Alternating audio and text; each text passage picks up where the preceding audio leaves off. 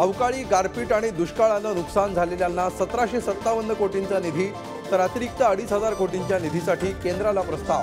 मुख्यमंत्र्यांची विधानसभेत माहिती। मराठा आरक्षण प्रश्नी दिल्लीतली सर्वपक्षीय खासदारांची बैठक संपली।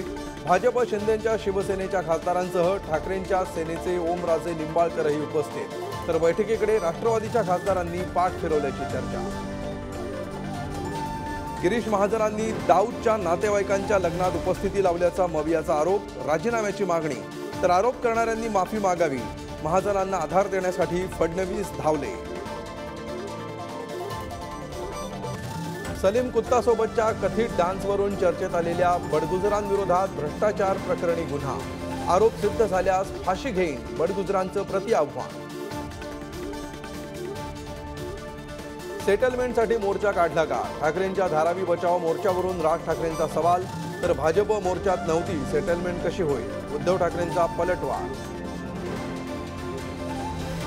संसदेतील गोंधळाप्रकरणी आतापर्यंत लोकसभा आणि राज्यसभेच्या एकूण 92 खासदारांचं निलंबन। लोकशाही मूल्य पायदळीत तोडवली जात असल्याची विरोधकांची टीका। मुंबई, पुणे आणि अमरावतीमध्ये एनआयएच्या धाडी। मुंबईतील अनास इक्बाल शेख एनआयएच्या ताब्यात। स्फोटाचा कट रचत असल्याची माहिती, स्फोटकही जप्त। अंडरवर्ल्ड डॉन दाऊद इब्राहिमवर विषप्रयोगाची पाकिस्तानात जोरदार चर्चा।